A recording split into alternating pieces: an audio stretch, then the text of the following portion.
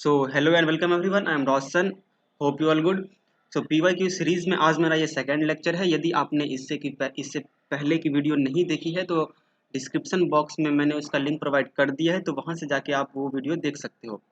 सो आज मैं question number 3 discuss करने वाला हूँ। सो क्वेश्चन नंबर 3 का जो ए है वो है use a single subscripted array to solve the following problem, read in 20 numbers.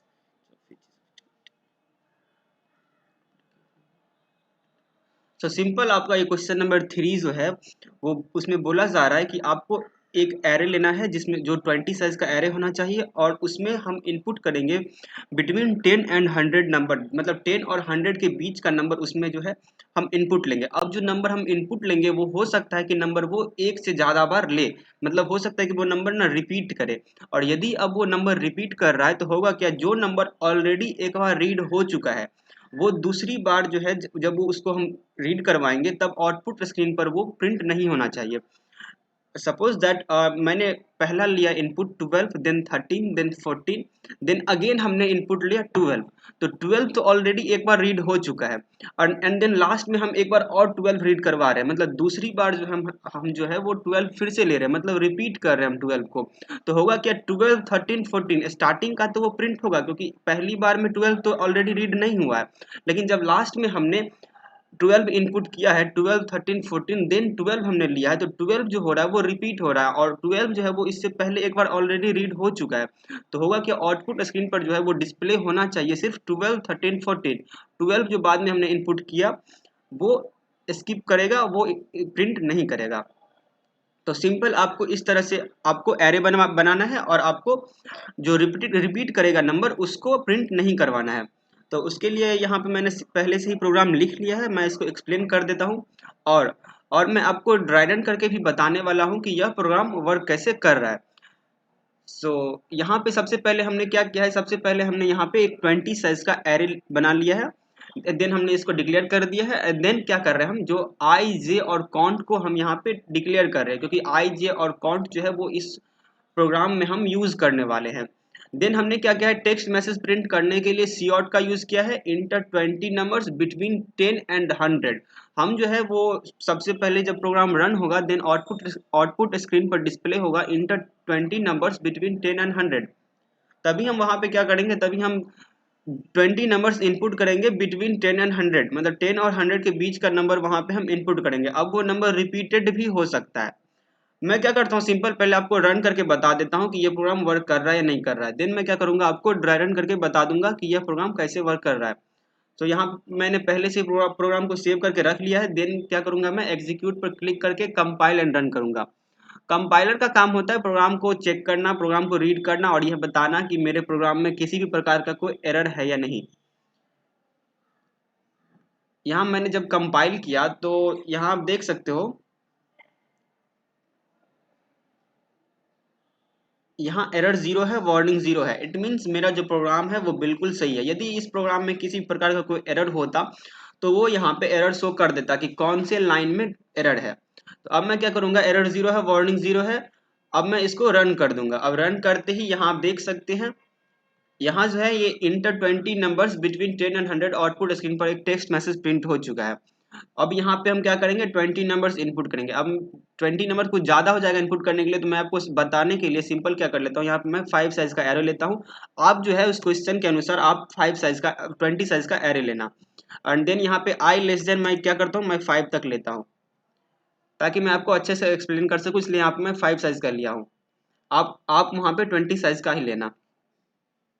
Then यहाँ पे मैं क्या करूँगा, 5 एलिमेंट्स एंटर करूंगा बिटवीन 10 एंड 100। यहाँ पे मैं करता हूँ 23 लेता हूँ, देन 45 लिया, देन 65 लिया, देन अगेन 23 हमने लिया, एंड देन मैंने 46 लिया।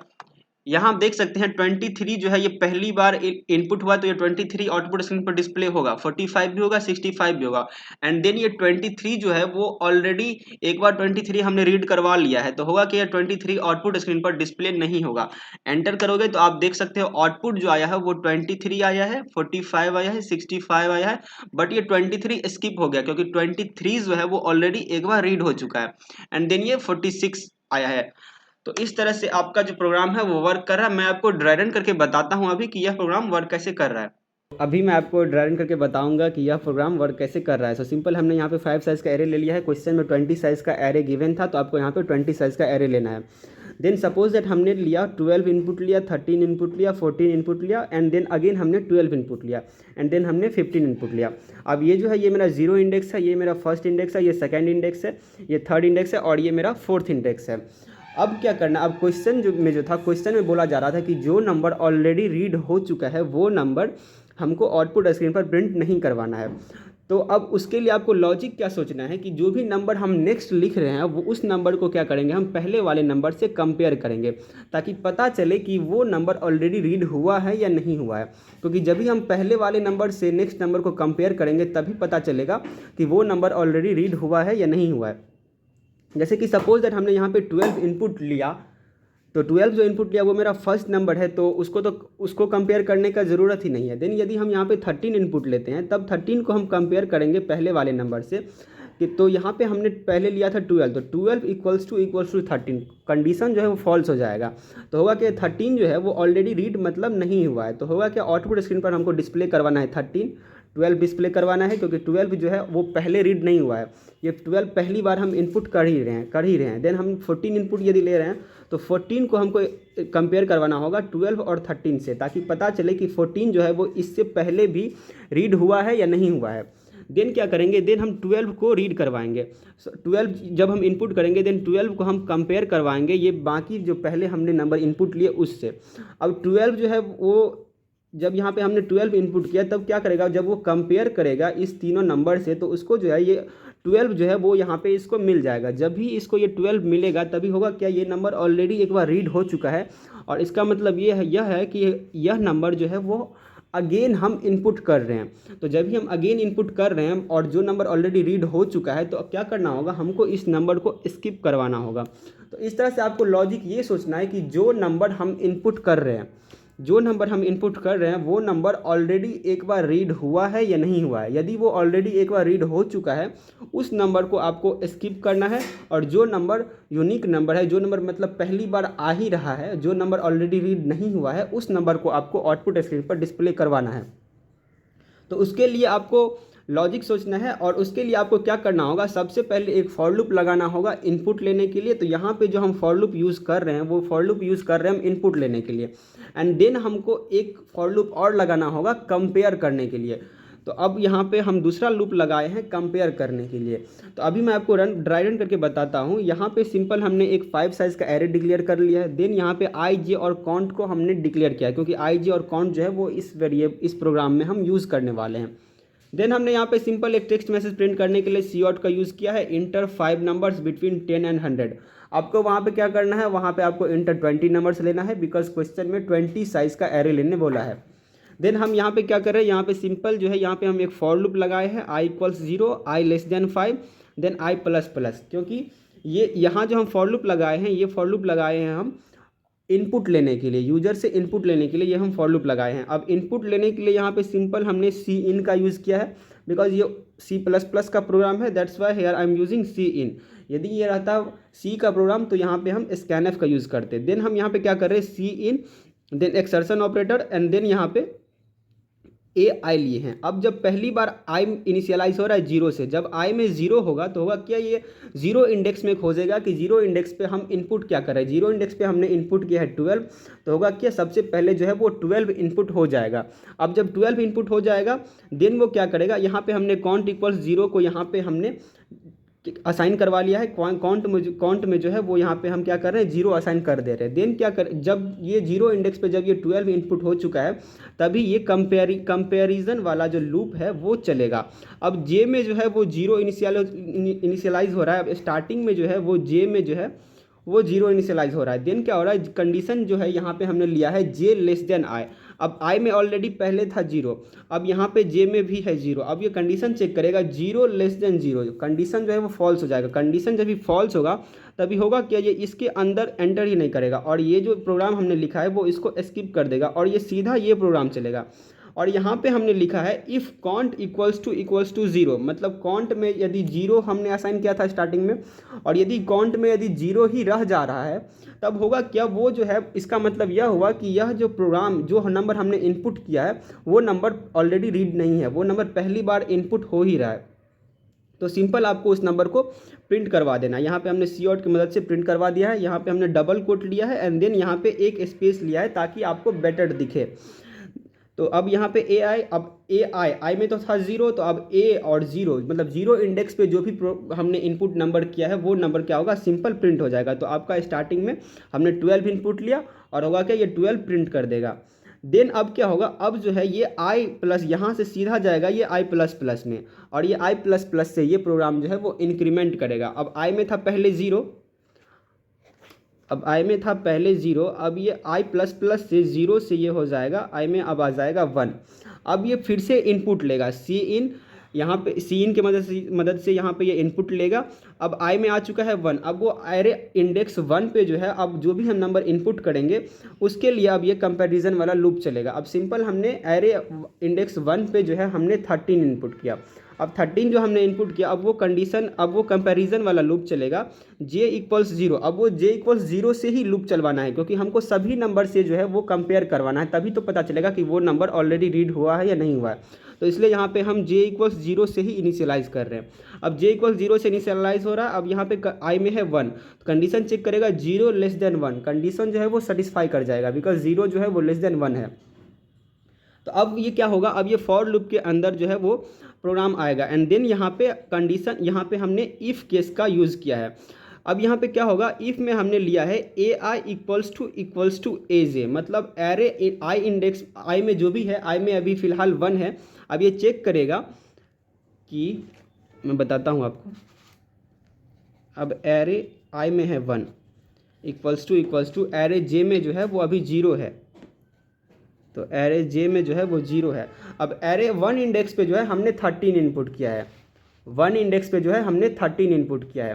तो अभी होगा क्या, अभी ये चेक करेगा 13 इक्वल्स टू एरे 0। अब ये जे वाला लूप है तो अब जे में देखेगा कि एरे 0 इंडेक्स पे क्या है। अब 0 इंडेक्स पे जो है वो क्या, वो कितना है, अब ये 12 ही है। अब ये चेक करेगा 13 इक्वल्स टू 12, कंडीशन जो है वो 13 इक्वल्स टू 12 पे जो है कंडीशन फॉल्स हो जाएगा। कंडीशन जब भी फॉल्स होगा तभी ये इफ़ केस के अंदर जो भी मेरा प्रोग्राम है वो नहीं चलेगा और वो सिंपल क्या होगा, अब वो जे प्लस प्लस से इंक्रीमेंट हो जाएगा। अब जे में था पहले 0, अब ये जे प्लस प्लस से इंक्रीमेंट होके जे में आ चुका है 1। अब देन ये कंडीशन चेक करेगा 1 लेस देन आई में अभी भी 1 ही है। अब 1 लेस देन 1 कंडीशन जो है वो चेक करेगा, कंडीशन जो है वो फॉल्स हो जाएगा। कंडीशन जब भी फॉल्स होगा तभी वो इस पूरे लूप से बाहर आ जाएगा, और जब भी वो इस पूरे लूप से बाहर आएगा तभी ये चेक करेगा इफ़ कॉन्ट इक्वल्स टू 0। ये कॉन्ट वाला प्रोग्राम तो अभी तक चला ही नहीं है, तो कॉन्ट में जाहिर सी बात है अभी 0 ही होगा। अब काउंट में जो 0 है तभी होगा क्या, जो भी एरे इंडेक्स आई में है, अब जो भी आई में है, आई में कितना है, आई में 1 है। अब वो चेक करेगा एरे इंडेक्स 1 में जो भी हमने इनपुट किया है वो जो है वो आउटपुट स्क्रीन पर डिस्प्ले हो जाएगा। तो अभी 1 में हमने क्या इनपुट किया था, 13 इनपुट किया था, तो वो सिंपल आउटपुट स्क्रीन पर डिस्प्ले कर देगा 13। देन क्या वो होगा, then again i plus plus से जो है वो आई इंक्रीमेंट होगा एंड देन आई में अभी आ चुका है 1 से 2। अब आई में आ चुका है 2। अब अब इनपुट लेगा कि एरे इंडेक्स 2 पे आप क्या इनपुट करोगे, तो सिंपल हमने एरे इंडेक्स 2 पे इनपुट किया है 14। देन अगेन वो कंडीशन चेक कर, देन अगेन वो कंपैरिजन वाला लूप चलेगा और देन ये जे जो है वो 0 से इनिशियलाइज फिर से होगा। ये जो मेमोरी क्रिएट हुआ था वो डिलीट हो जाएगा ऑटोमेटिकली एंड देन क्या होगा, जे में जो है वो 0 से ये फिर से इनिशियलाइज होगा एंड देन ये कंडीशन चेक करेगा 0 लेस देन आई में आ चुका है अभी 2, देन 0 लेस देन 2 कंडीशन जो है वो सेटिस्फाई करेगा। कंडीशन सेटिस्फाई करते ही ये इफ़ कंडीशन चलेगा एंड देन ये जो मेमोरी क्रिएट हुआ था ये भी डिलीट हो जाएगा एंड देन क्या होगा, ये फिर से कंडीशन बनेगा यहाँ पे एरे आई में अभी आ चुका है कितना 2, अभी एरे 2 इंडेक्स पे, और 2 इंडेक्स पे हमने क्या इनपुट किया है, 14 इनपुट किया है हमने, 2 इंडेक्स पे हमने 14 इनपुट किया है। देन 14 इक्वल्स टू एरे और जे में जो है अभी वो जे में जो है वो 0 है, तो अभी 0 इंडेक्स पे क्या था मेरा, 0 इंडेक्स पे जो है वो 12 था। अभी वो कंडीशन चेक करेगा 14 इक्वल्स टू 12, कंडीशन जो है वो फॉल्स हो जाएगा। कंडीशन फॉल्स होगा तो होगा क्या, ये इस लूप में एंटर ही नहीं करेगा एंड देन होगा क्या, ये जे प्लस प्लस से फिर से इंक्रीमेंट होगा। अब जे में था 0, अब जे में आ चुका है 1। अब जे में आ गया है 1, अब वो कंडीशन फिर से चेक करेगा 1 लेस देन आई, आई में कितना है, आई में 2 है, 1 लेस देन 2, कंडीशन जो है वो सेटिस्फाई कर जाएगा। कंडीशन सेटिस्फाई करते ही फिर से ये इफ़ वाला कंडीशन चलेगा। एंड देन अभी आई में ऑलरेडी 2 है, मतलब 14 को हमको कंपेयर करवाना है। एंड देन अभी जे में कितना है, अभी जे में जो है वो 1 है। तो अभी एरे इंडेक्स 1 पे क्या इनपुट किया था हमने, 1 पे किया था हमने इनपुट 13, तो अभी जो है वो 14 के जगह आ जाएगा 13। एंड देन होगा क्या, 14 इक्वल्स टू 13, कंडीशन जो है वो फॉल्स हो जाएगा। कंडीशन फॉल्स होते ही वो इस लूप में एंटर नहीं करेगा। देन अगेन ये जे प्लस प्लस से इंक्रीमेंट होगा। एंड देन होगा क्या, ये 1 से हो जाएगा 2, कंडीशन चेक करेगा अगेन 2 लेस देन 2, कंडीशन जो है वो फॉल्स हो जाएगा। कंडीशन फॉल्स होते ही ये इस लूप से बाहर आ जाएगा। एंड देन होगा कि ये 14 जो है, इससे पता जब ये इस लूप से बाहर आ गया तभी होगा कि ये काउंट वाला प्रोग्राम चलेगा। अब इसमें जो है काउंट इक्वल्स टू 0, ये वाला काउंट नहीं चला। इसका मतलब यह है कि काउंट में जो हमने 0 असाइन किया था वो ऑलरेडी अभी तक वो 0 ही उसमें असाइन है।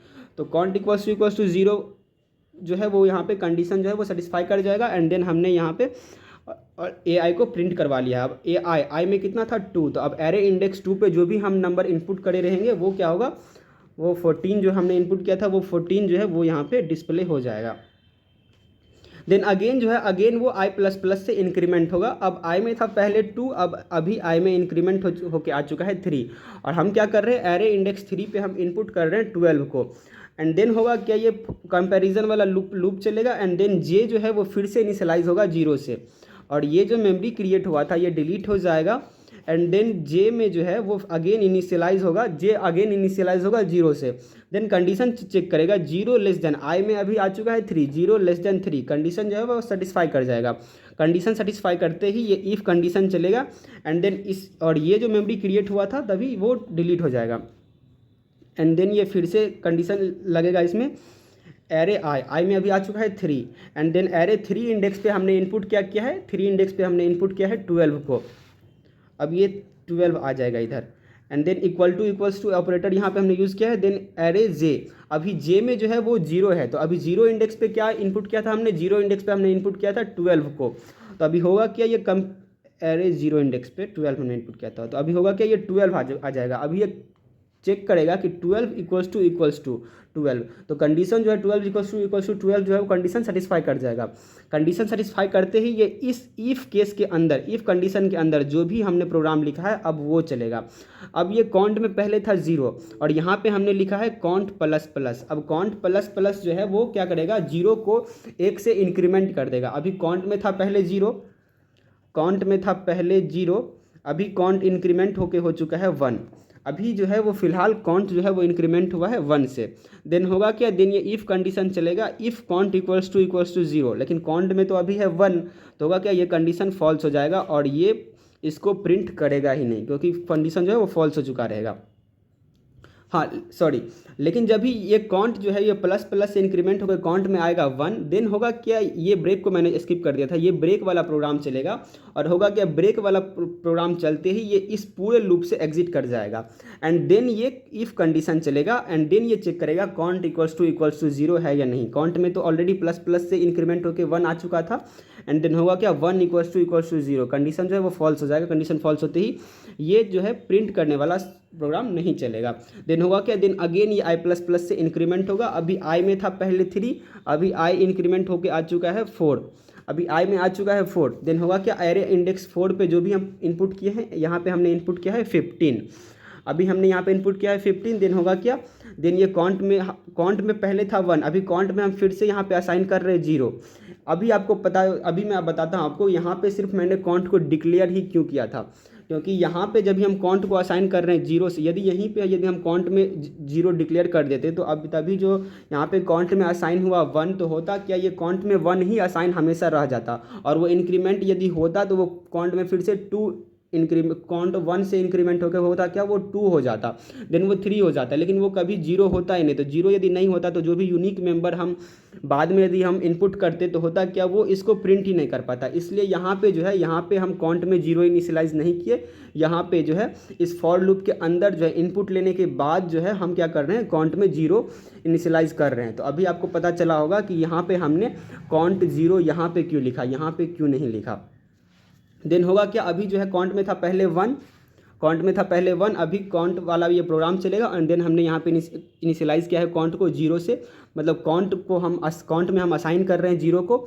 देन होगा क्या, अब काउंट में था पहले 1, अब काउंट में आ चुका है 0 एंड देन ये कंपैरिजन वाला लूप चलेगा j इक्वल्स 0। अब जो भी ये मेमोरी क्रिएट हुआ था ये डिलीट हो जाएगा, देन अगेन एक j वाला मेमोरी क्रिएट होगा एंड देन j में फिर से इनिशियलाइज होगा, j अगेन इनिशियलाइज होगा 0 से, देन कंडीशन चेक करेगा 0 less than 4, 0 less than 4 condition जो है वो सेटिस्फाई कर जाएगा। कंडीशन सेटिस्फाई करते ही ये कंडीशन फिर से चलेगा। तो if ai equals to aj, i में कितना है 4, मतलब 4 इंडेक्स पे क्या है, 4 इंडेक्स पे है 14। ये जो मेमोरी क्रिएट हुआ था ये मेमोरी डिलीट हो जाएगा and then ai equals to aj चलेगा एंड देन आई में क्या है 4, तो एरे इंडेक्स 4 पे हमने क्या इनपुट किया है, एरे इंडेक्स 4 पे हमने इनपुट किया है 15। तो देन यहाँ पे 15 इक्वल्स टू एरे जे में अभी 0 है, अब 0 इंडेक्स पे क्या है, 0 इंडेक्स पे है 12, तो होगा क्या यहाँ पे 12। अभी आप देख रहे होंगे कि हम जो है सबको, जितने भी नंबर्स हमने पहले इनपुट किए थे वो सबको 1 बाय 1 करके हम क्या कर रहे हैं, उसको कंपेयर कर रहे हैं। अब ये कंपेयर करेगा 15 इक्वल्स टू 12, कंडीशन जो है वो फॉल्स हो जाए। कंडीशन फॉल्स होते ही ये केस नहीं चलेगा, ये इफ़ कंडीशन के जो भी अंदर प्रोग्राम हमने लिखा है वो नहीं चलेगा एंड देन यहाँ से सीधे ये j++ से इंक्रीमेंट होगा। अब j में था पहले 0, अब j में आ चुका है 1, कंडीशन फिर से चेक करेगा 1 लेस देन, आई में है 4, 1 लेस देन 4 कंडीशन सेटिस्फाई करेगा। कंडीशन सेटिस्फाई करते ही अब ये एरे इंडेक्स 1 पे हमने इनपुट किया था कितना 13, देन होगा क्या, ये 15 इक्वल्स टू 13 कंपेयर करेगा 15 इक्वल्स टू 13, कंडीशन जो है वो फॉल्स हो जाएगा। कंडीशन फॉल्स होते ही ये जो है ये इस इफ़ कंडीशन के अंदर प्रोग्राम नहीं चलेगा एंड देन ये j++ से इंक्रीमेंट होगा, देन 1 से ये होगा 2, देन कंडीशन चेक करेगा 2 लेस देन 4, कंडीशन सेटिस्फाई करते ही इफ़ केस के अंदर वो एंटर करेगा एंड देन वो कंडीशन चेक करेगा एरे इंडेक्स 2 पे जो है वो क्या हमने इनपुट किया, एरे इंडेक्स 2 पे हमने 14 इनपुट किया है। देन अगेन वो कंडीशन चेक करेगा 15 इक्वल्स टू 14, कंडीशन जो है वो फॉल्स हो जाएगा। कंडीशन फॉल्स होते ही j++ से ये फिर से इंक्रीमेंट होगा, अभी ये 2 से हो चुका है 3, देन वो कंडीशन चेक करेगा कि एरे इंडेक्स 3 पे हमने क्या इनपुट किया है, एरे इंडेक्स 3 पे हमने 12 इनपुट किया है, तो अब ये 14 से हो जाएगा 12, देन ये कंडीशन चेक करेगा 15 इक्वल्स टू 12, कंडीशन जो है वो फॉल्स हो जाएगा। कंडीशन फॉल्स होते ही ये इफ़ केस के अंदर एंटर नहीं करेगा, इफ़ कंडीशन के अंदर एंटर नहीं करेगा, देन अगेन j++ से ये इंक्रीमेंट होगा, अब ये 3 से हो जाएगा, अब ये 4 एंड देन जब ये 4 होगा तभी वो कंडीशन चेक करेगा 4 लेस देन 4, कंडीशन जो है वो फॉल्स हो जाएगा। कंडीशन फॉल्स होते ही ये इस फॉर लूप से ही एग्जिट कर जाएगा और ये कंडीशन चलेगा इफ़ काउंट इक्वल्स टू 0। अभी पहले था 1, फिर ये असाइन करवाए थे हम यहाँ पे 0, देन होगा क्या, काउंट में आ चुका है 0, अब ये कंडीशन चेक करेगा if count equals to 0, condition satisfy करते ही आई में जो भी अभी है, आई में क्या है, आई में 4 है, तो एरे इंडेक्स 4 में जो भी हमने इनपुट किया है, एरे इंडेक्स 4 में हमने 15 इनपुट किया है, तो होगा क्या, आउटपुट स्क्रीन पर डिस्प्ले हो जाएगा 15। तो इस तरह से जो है जो भी नेक्स्ट नंबर है उसको हम कंपेयर कर रहे हैं पहले वाले नंबर से, ताकि पता चले कि वो नंबर ऑलरेडी रीड हुआ है या नहीं हुआ है। तो यदि आपको मेरा ये वीडियो अच्छा लगा हो तो आप लाइक करिए, चैनल को सब्सक्राइब करिए and press the bell icon. Thank you.